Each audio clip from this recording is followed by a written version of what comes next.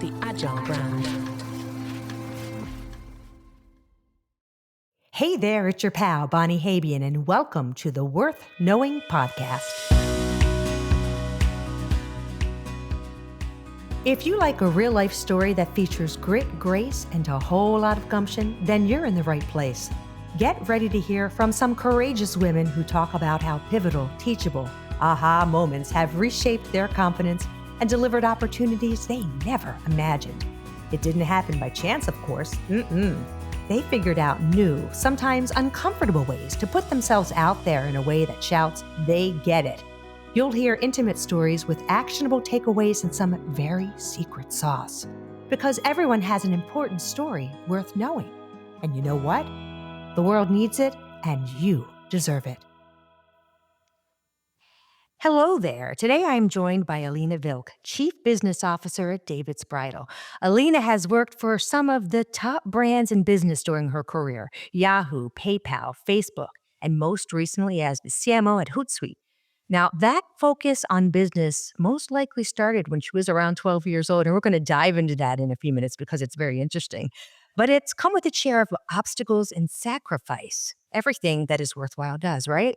And with nearly 25 years of marketing experience across top companies, Alina's journey is a real testament to resilience and innovation. And that's what we're going to dive in today. So, Elina, first of all, thank you. I am so happy to have you. I already like you very much just in our brief conversation before you came on, but let's tell our friends here, and that's what I call them, a little bit about Elina. Where did you grow up, and where did you start this spark of business?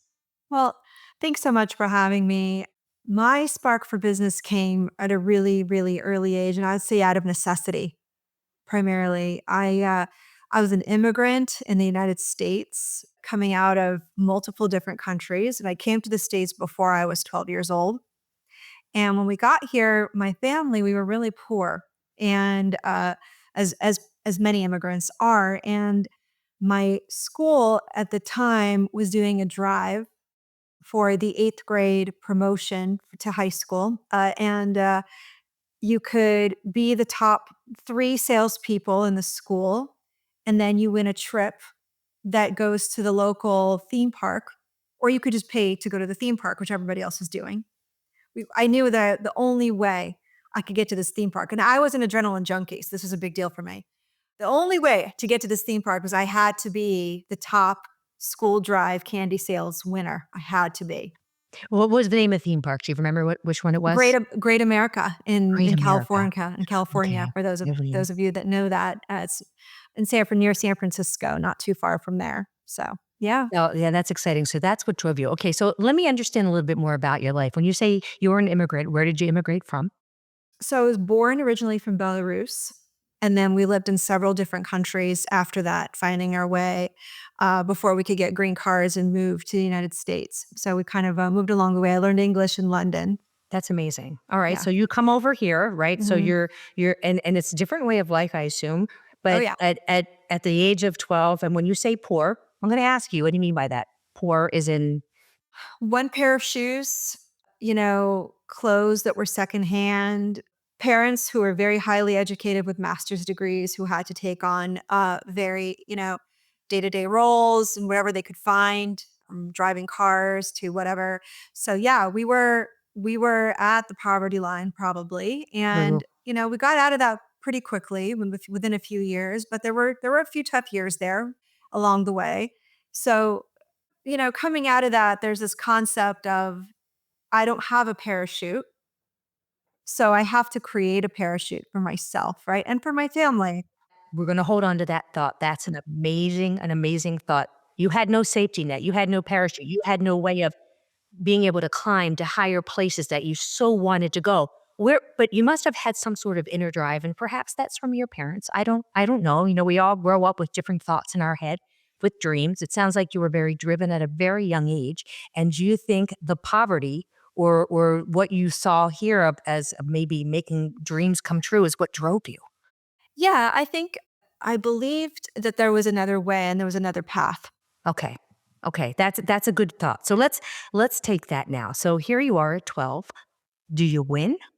Yes. In Awesome. fact, I think it was the highest drive of all time, and I learned about marketing even though I didn't know that I was doing marketing. Ah, no, you didn't, and you learned you were good at it. I learned I was good at it. I I took a bus, the way the story goes, I took a bus. I took 2 buses to get to school, and I noticed that, the buses were really crowded at certain times of day. In the morning on their commutes, and in the evening around 5:30. So, he placed a table at a bus stop and started selling candies when people were getting off of work. Yeah, I did read that, and that Yeah. so innovative, but that's adorable. So you have, like, a little table there, and you're Yeah. selling candies, Sold and out. people, they feel bad for it or they're hungry. Yeah. We don't know. Either way, it We don't works. know. I think they were hungry. I think they were hungry. Uh, we sold a ton of candy, and we ended up getting teams of kids doing it because I sold out. Oh, that's So, we amazing. made signs. I learned about time and place and, demand and supply and, the basics of marketing without knowing it was marketing, and I fell in love with it. It's That's like, I amazing. can do this the rest of my life. There's sales concept in there. There's a lot there. So Okay, yeah. so take me on your next journey, college, and then your first job, and now a little bit about your career as to where you are now at David Bridal. College, I worked full time through college and all through my undergrad. Again, I paid my way through college myself and worked full time doing it. And I started taking on roles. Well, a lot of my friends were taking jobs wherever they could. I would take on office and administrative roles and roles where I could learn from. Okay, so you had a different approach. You were saying when you're anything administrative, operationally, marketing, more of that kind of I can sit back, but I can learn how to do everything. Hmm. Okay. Advertorials, admin assistants, even receptionists at doctor's offices, learning how business works. So at a very young age, through high school and college, those were the types of roles I would take. I was also very lucky because I was in San Francisco in the Silicon Valley during the boom. And so there were a lot of roles opening up and had this opportunity to go into an ad agency. And this is at the time when things for tech was just taking off and we still Yeah. said words like the interweb. Mm. Oh, yeah, yeah, from the interweb. The interweb. Yeah. But yeah, but to be in that burgeoning time where things are exploding and you're a sponge just sucking it all up. Yeah. And so I learned the ins and outs of it. And at that time, digital advertising wasn't a word. There was no such thing as social media. There was no such thing as social media management. None of this was, these were not concepts that were developed yet. Yeah, I mean, but think about it. Really, in the last 7, 8 years, has social media just gotten to the point where you actually have disciplines to support it. But you're seeing all of this kind of back then at the very grassroots level. Hmm. And Hmm. so, what do you do with that? Do you position yourself in a way to grow with it? Do you? Yeah. So I saw that this was an interesting opportunity. Mhm. Uh, there were companies being formed at that time, and I was learning a lot about what was happening, and they were recreating physical presence into the web. So, an example of that was a company I worked for called Classified Ventures, and that was when all the newspapers got together and were reinventing. Well, what is that going to look like on the web? So, Right, right. yeah. So, like, what does real estate look like on the web? How do we recreate? We know that people go to look at yard signs when they're in physical, when they're walking around a physical neighborhood. What does that look like on the web? Should we? How do we show a neighborhood? How do we show real estate listings? Things like that. So, I think for me, I was very curious and insatiable, and in terms of that, and I also thought to myself, there's ways we can do things and we can solve these problems in very unique ways now based on where the demand is going. So I saw early on the demand was going to go here and that this is an area I need to invest in. But it was a big risk because it was a very big unknown. Nobody knew what was going to happen here at that time.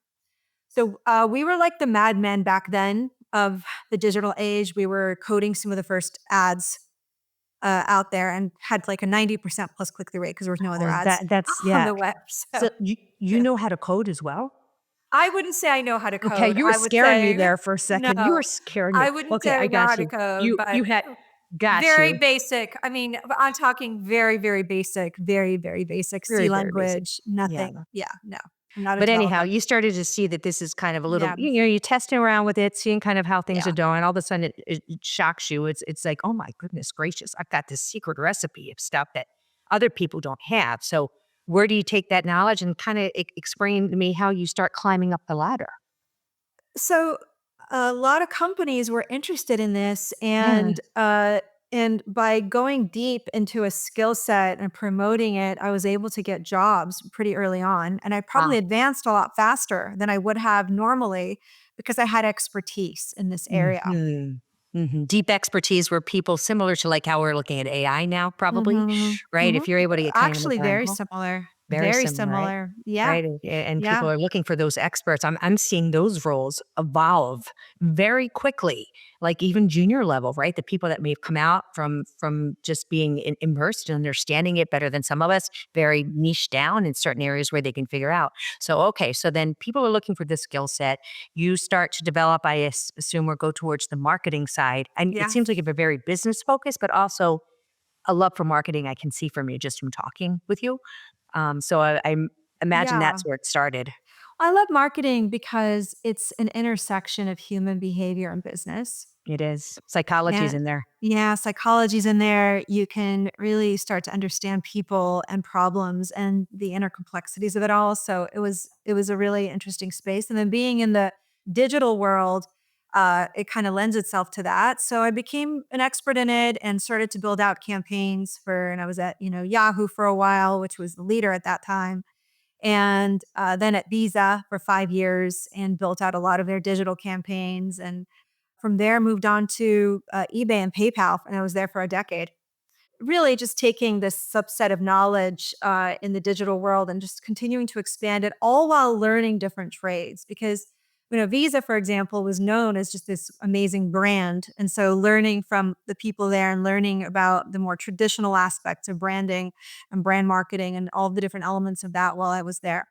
So I think those are the kinds of things. And someone at Visa actually told me that you don't get promoted for all the things you do. You get promoted for the one thing you do really, really well.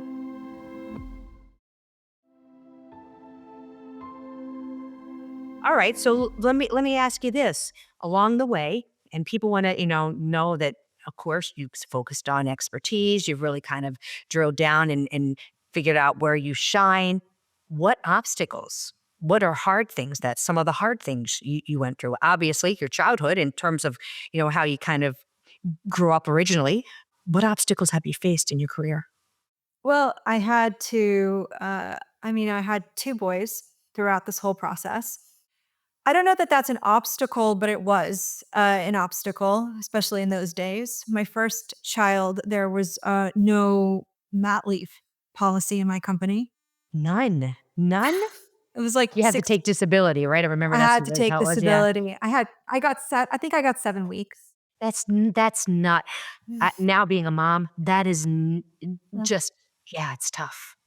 I mean, I had to pump.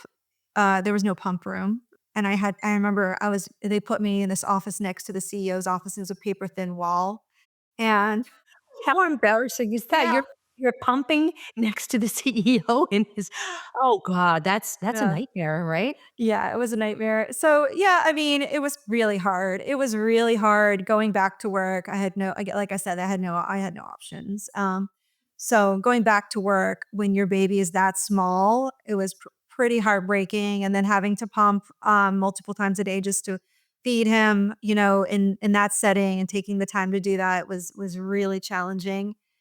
And then, fast forward to 7 years later, I have my second son and had a little more time this time, was at, a company that provided benefits like PayPal. It was great. But at that point, I had to make a decision because I had a team and I had to actually hire my own boss because I felt like I shouldn't fight for a more senior role because I'm gonna be away and be a mom. Right, right, and you know what? That is just so pointed right there, what you Yeah. just said, and so many of the listeners and people that I talk with, and they come up to me on a lot of people like to talk to you one-off, right? Uh-huh. This is the stuff they face, not feeling worth enough, not saying, "You know Uh-huh. what? I'm a mom now, so I should give it to someone else." Yeah. And that's really hard. So as a mom And as a professional, you want to do well, you want to go as far as you can go, but then you've got these two little ones who are the light of your life, and you're constantly in your head wondering, what's the right way to go? So now you actually hire someone that you're going to report to? Yeah. Can That's you believe okay. that? Can you Yeah. believe that? I was on the interview team and yeah, I mean, great guy, but my team ended up falling apart and I had ended up rehiring a lot of people back and I came back from mat leave and realized that that was the wrong decision. Yeah. That was the wrong decision. And I'll tell you that my older one is now in his 20s, and, what's interesting is that he will tell me that actually me working is an inspiration to him because he learned along the way, and that's the thing that, I was so focused at that time at what I'm not giving him. You're always feeling guilty, like, you're always feeling like, "Oh, I'm not giving enough to my kids, or I'm not giving up to my team, or I'm not giving enough here." The fact that he saw me do what I did and the fact that he saw me succeed and achieve and work so hard was a cornerstone for him to lead his life and now he wants to achieve. He wants to do all these things. He's now thriving in his own way. So I think we forget that there's a whole person there and that what you do in your job, they see that and they watch Yeah. that and they view that. And it's not a bad thing that if you're not with them every second of the day, unless you choose to be, unless that's what you'd like it to be. Yeah. And then, and I find as well, I mean, if you end up taking that road, which I think it is the hardest and best job ever, it's hard because, Almost. then you're giving up another part of yourself. So I don't know what the right answer is. I can say that I would think in the last, oh, see, she's so busy. She's so, so busy. In the last 5 years, we were just talking about, briefly how things have changed, right? So we wouldn't have had the opportunity to stay home or to work from home or to have more of that flexibility. You think about working for a national brand, you have to be in that office 5 days a week. That's not the case anymore. No. And you can find better talent, I'm finding. And I was a big naysayer on that. I'm like, no, you must be in the office every day. Now I say, well, gosh, you know what? It may be more cost effective and more efficient that we're able to hire someone with a deeper skill set. They may not be located here Uh-huh. in our, home office, but you know what?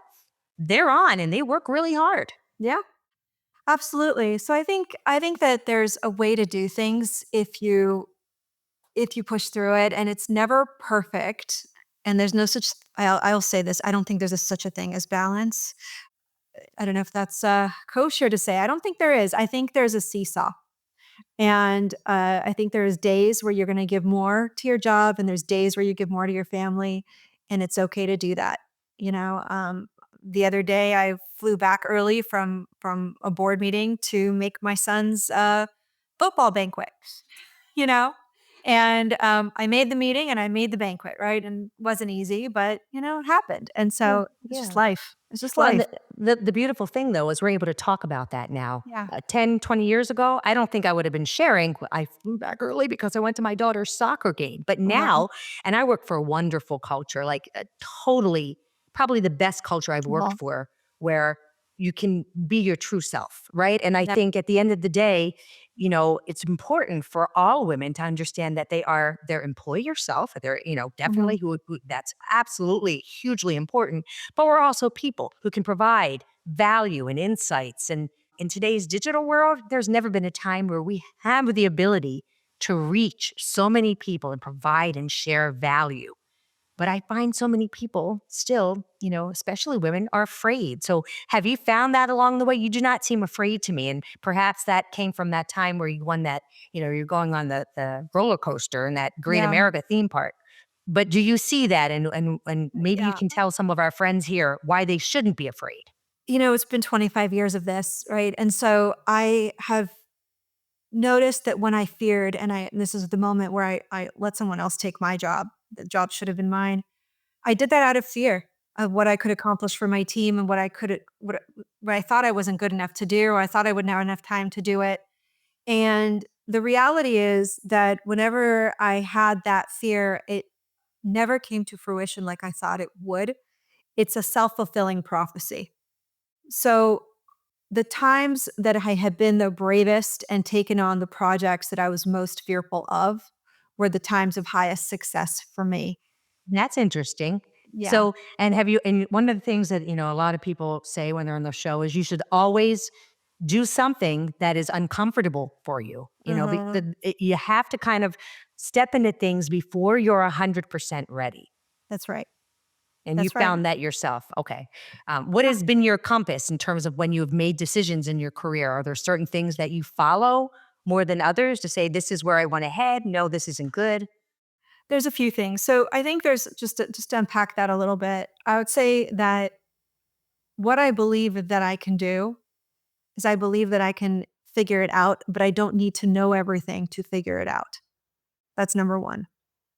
You always have people around you that are strong, and you can lean on other people's strengths, and it's okay to ask them to lend their minds. In fact, if you don't believe that, how do you feel when someone asks you to lend your mind?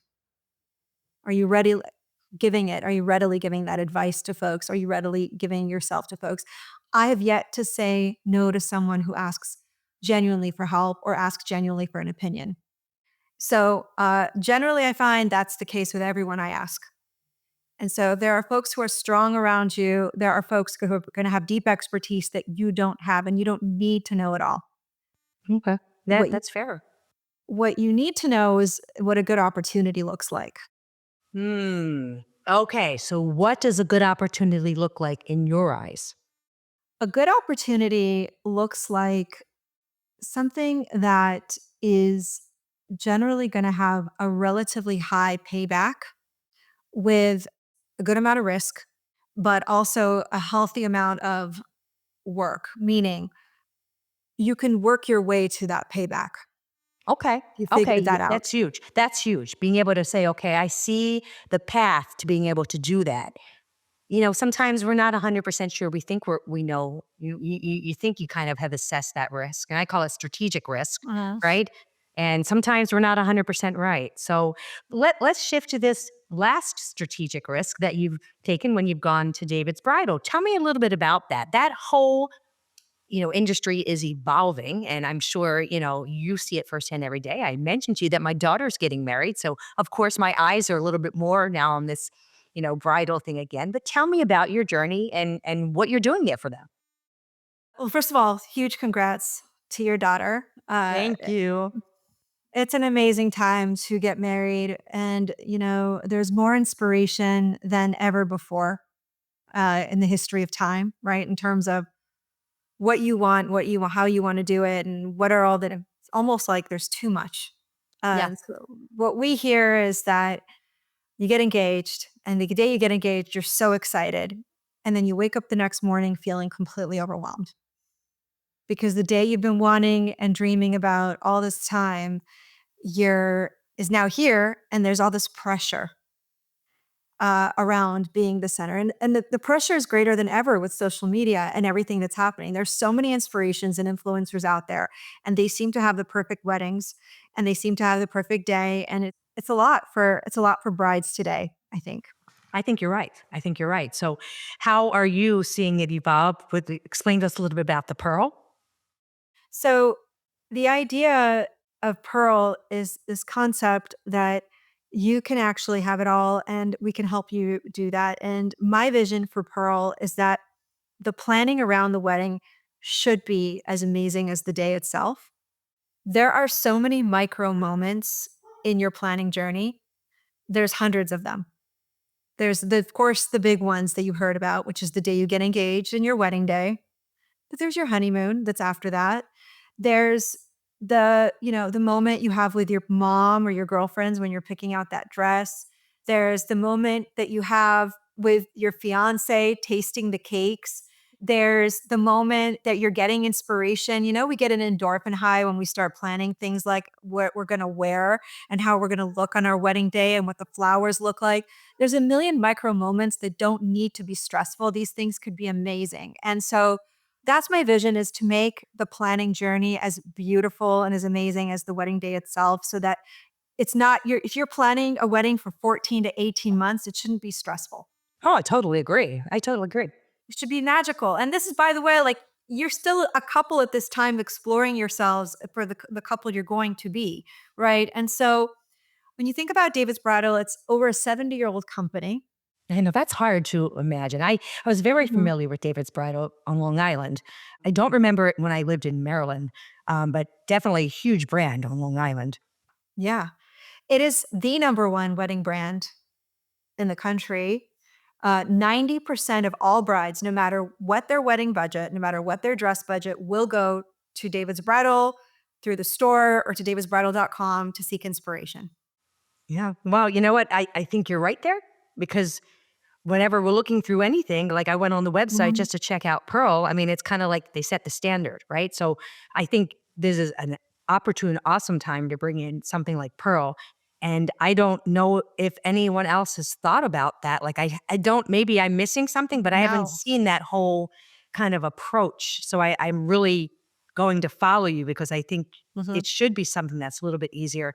Right now, it's still into the spreadsheet, sending this here. This Yes. is my friend gave me this. So and so said No. do it like that. No. Maybe you're going to get it to the point where they don't even need a wedding planner anymore. I don't know. Yeah.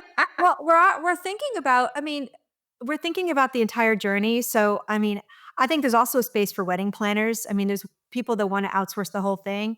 And we're looking at doing stuff for wedding planners too, like interface and communication with them. But I think that, if we do our jobs right, we're going to take the stress off. And it's going to be beautiful and it's going to be something you remember, because I still remember some of those micro moments in my wedding that had nothing to do with the wedding day. The wedding day, there's such a buildup to it, and it's a nice memory afterwards, but there's so much unnecessary stress that goes along with it that it just doesn't need to happen. And we Yeah. didn't have, well, I didn't. I don't know. I'm thinking about you as well. I didn't have that whole social media side No, to I it, didn't right? either. No. I mean, people can make things look absolutely amazing. And then, of course, we do that comparison thing. Like, oh my gosh, I should have done it that way. Oh my gosh, I like how they do that way. So we're our own, we start that monkey mind in our own head. Yes.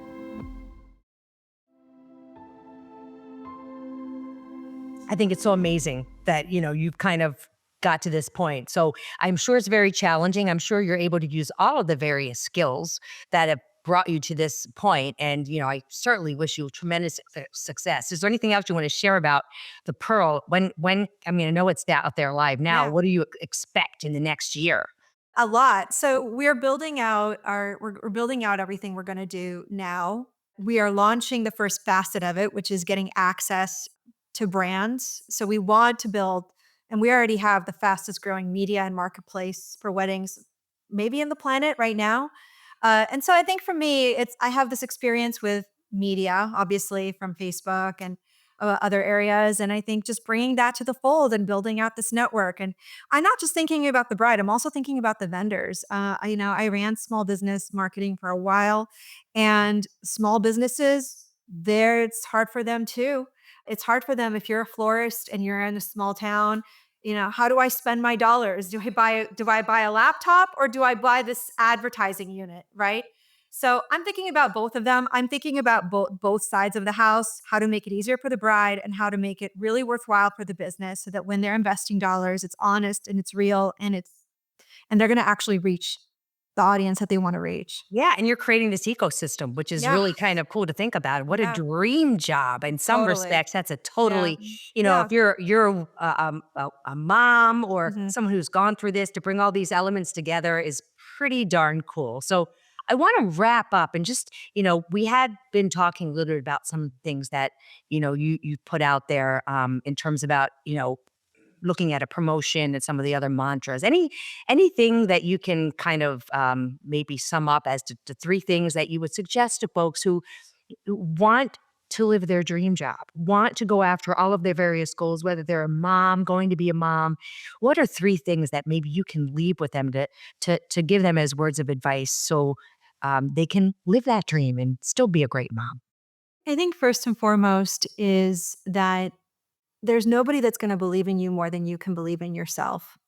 Mhm. And I would say that it's really hard to question yourself and feel like you're not going to get it done, or you shouldn't do it, or maybe you're not ready to do it, or maybe you're taking on other skills, or maybe it's not the right time for you.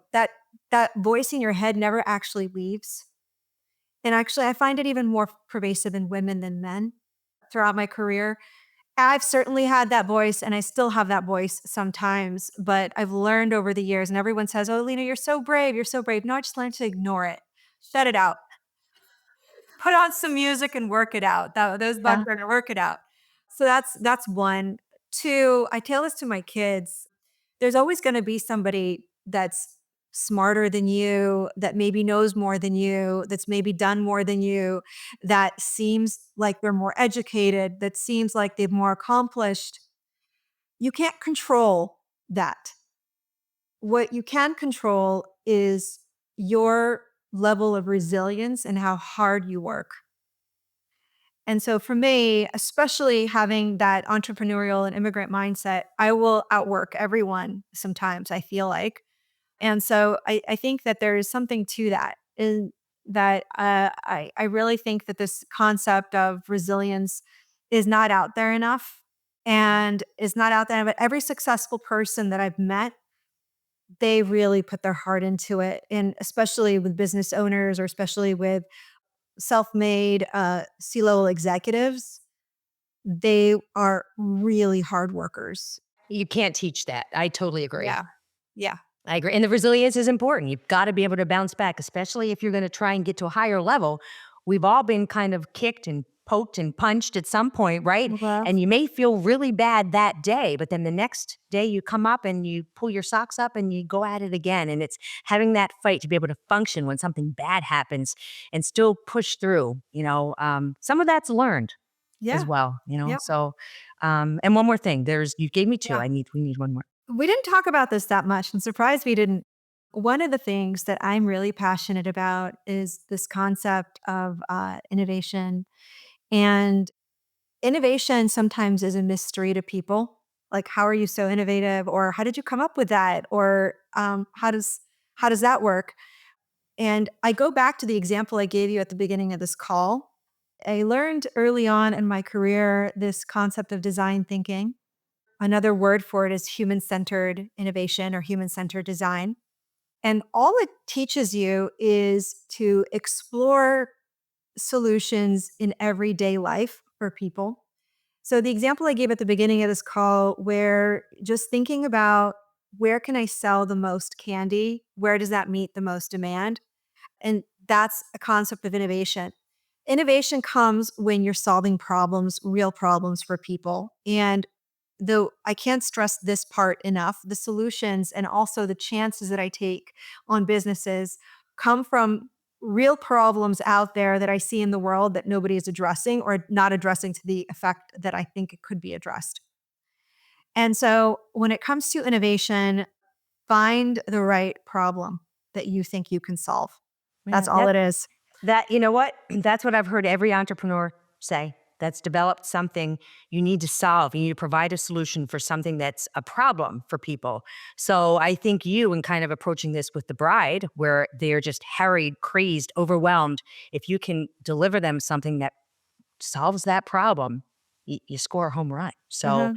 I think you're right. And that is something that is very, very important. I don't know if everyone has that mindset to think that way. I do think that is some people are just like my husband's really good with analytical stuff. I'm much better at that kind of stuff. But I think you're right. You have to have and be in a situation that allows you to fail in that way too. Not always successful, right? You got to try it. 100%. You Yeah. gotta try it and you gotta take the risk, and I'd say innovation can comes in micro doses.